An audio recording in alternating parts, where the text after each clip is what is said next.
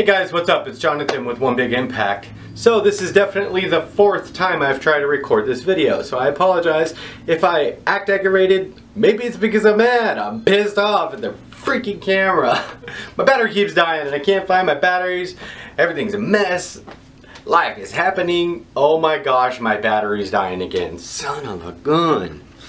Send me a battery. Why? I found it. I found the battery. Okay, so no, don't send me batteries. I have like 3. I just literally cleaned my room and found 2. 2 of them. So, yes, it's day 12. Congratulations. Good job. Keep up the good work. Probably not enough of you guys are hearing that. I know you hear it from the Facebook group, but I want to say to each and every one of you individually, from me, if you don't have anybody in real life, I mean, I know we're real life family, but good job. Seriously. Keep it up. Where the hell did my list go? The first thing that I wanted to talk about, and I'm going to try to be quick because I don't know how much of a charge is on this battery and it's going to make me crazy. Remember yesterday? Calm down, calm down. I tried cleaning my room and stuff, so I'm a little bit like...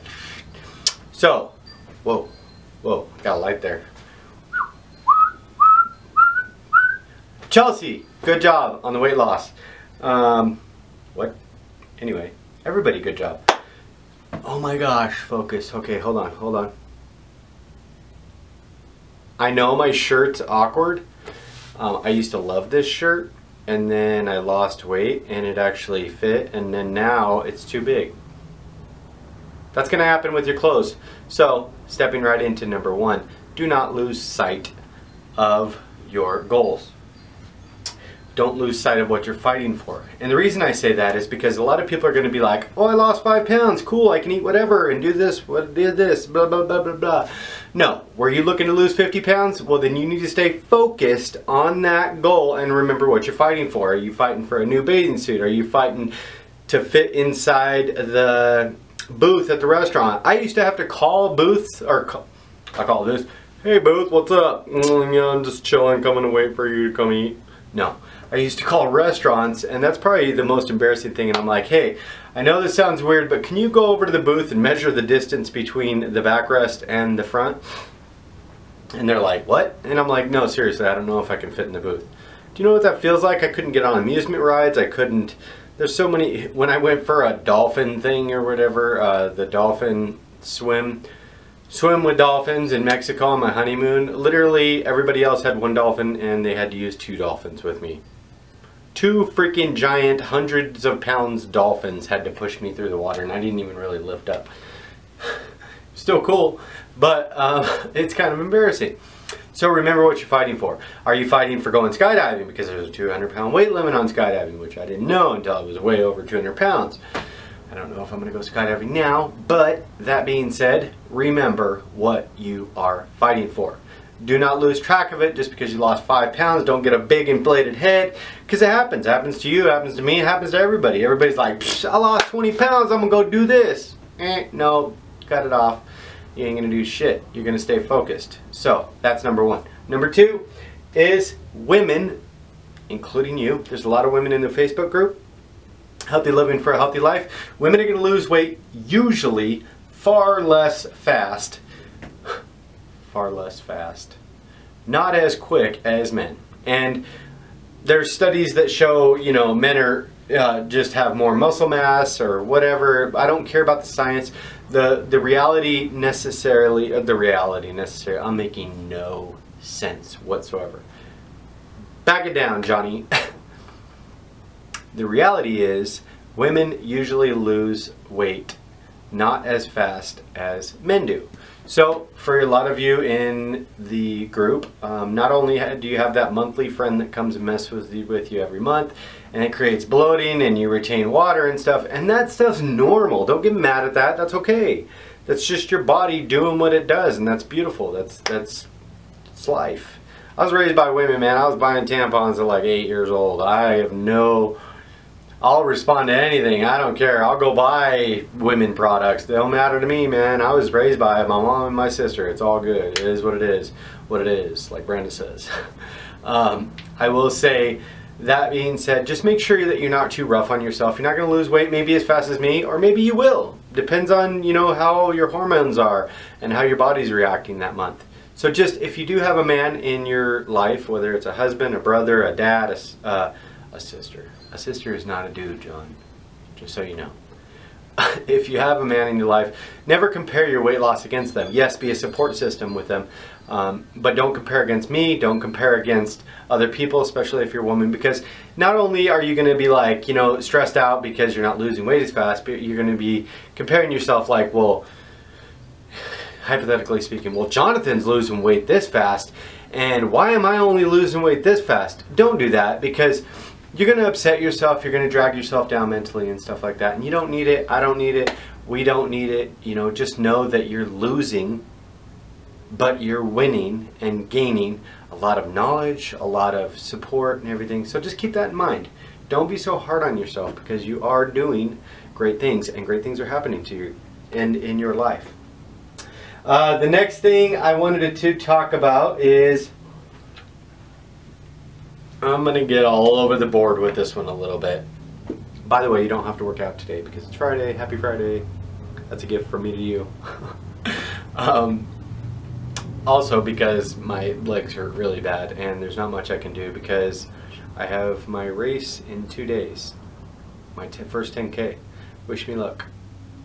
It should be fun. So, your new lifestyle, the One Big Impact lifestyle, the healthy living for healthy life lifestyle, the Live My Fit lifestyle, the new lifestyle that you're living, that you're creating with this group, this family, you know, this support system, you have to remember it's based on eating whole foods.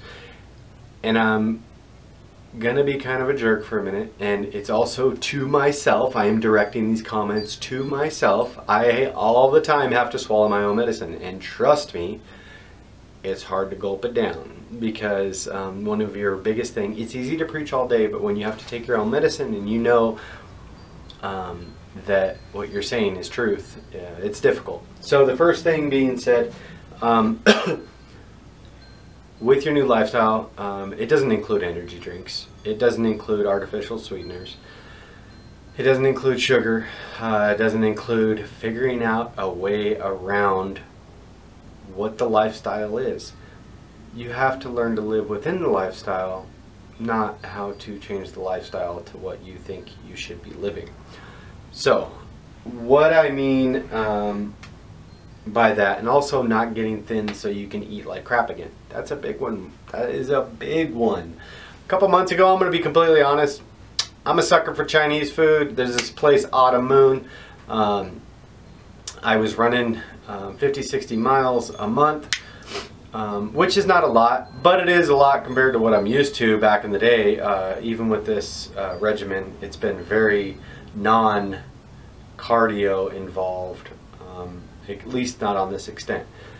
So as I got down to my goal weight, which is like, my goal weight was like 220, I got all the way down to like 193, 196, and I'm like, you know what, I made it. I can start eating like crap again. For like 2 months I ate Chinese food every fucking day, every fucking day, and I went back up to like 223, just like boom, like quick as hell. So it happens really, really fast. Don't let yourself think that your lifestyle doesn't have to continue like this, because you can't just balloon up, lose a bunch of weight, and then start eating like crap again, because you're going to balloon up again, and your body's going to respond that way. You know how your body gets fat, or gets overweight, or gets, you know, that stuff going or whatever. So you know what it took to get there.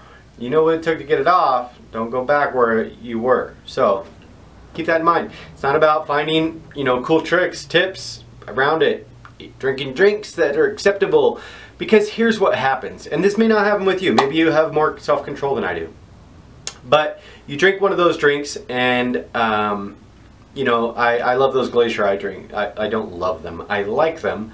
Don't ever love food, because then that's when you got a real big problem. Just like it, you know, as an occasion thing. Those Glacier I drinks, they're super good. You know, I could pop one, I stop at the store. But when I do water bottles, guess what? I get a water bottle from home. I don't have to stop at the store. And you know, if you get a glacier ice thing in the morning, you're like, cool, that was good or whatever. Come lunchtime, you're like, you know, I need another one of those glacier ice. Come dinner time, you're like, ah, I need another one of those glacier ice. You're like, oh, you know what? I can get that Carb Smart ice cream by Dryers, which is like 4 to 6 grams per thing. You eat the whole tub, you get the shits, and you know, you call it good. You lost all your weight. Your stomach's completely trashed for like 2 days, and then you wake up and you do the same exact thing. You go get a buy drink, B-A-I, buy drink, and then you know, you get a pack of Atkins bars, and you're like, well, it's got sugar alcohols, I just eat the whole package, it's all good. And this is like what I do. I'm telling you what I do. I'm telling you what happens if you don't pay attention to this stuff. And you're like, well, you know, I gotta get me some, I can get me some sugar-free chocolates, you know. Russell Stover's has got some really good chocolates, and I'm gonna get me a bag of those on the way home. Pretty soon, within a week or two, you are literally eating nothing but shit all over again. And that is the reality. And it sucks, but the results don't. If you start doing that, you're going to realize about 40 to 50% of your diet or your lifestyle change has converted back to eating like shit with tricks or tips. And you're going to get overweight again, or you're not going to be in ketosis. You're not going to see the results that you're wanting. So please, please, please focus on it. When you're changing your lifestyle, this is a lifestyle change forever. No, you don't have to eat strict induction phase meals forever. It's a maintenance thing, and you go into 3 or 4 different maintenances.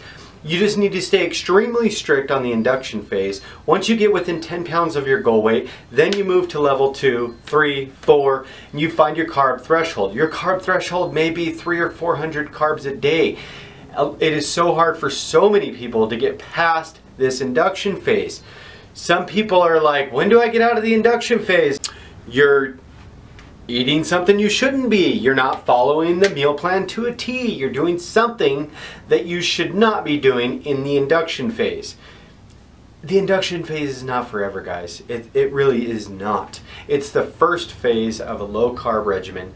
You go from that regimen to the next regimen, and you'll start incorporating 4, 5, 6 carbs at a time.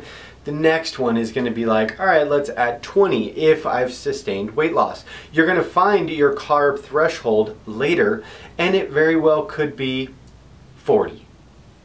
It's what it is. And there's tons of food that you can eat within 40 carbs. Trust me, it's literally twice the carbs that you're eating on the induction. You can eat nuts, you can eat you can also eat breads, you can eat cottage cheese, you can eat pineapples. There's a lot that you will reincorporate into your meal plan that you don't realize. So don't be so hard on yourself. Your carb threshold might be 40. It might be 150. So do not stress out on that. Don't worry about that, literally. But get yourself real strict on this lifestyle change, because it is a process. Just like anything good in life, good things take time. And this is going to take time. I just want you to not lose focus. Keep your eye on the prize. The prize is living an amazing, fulfilled, more beautiful life. You guys, this is Jonathan with One Big Impact. I wish you guys the best.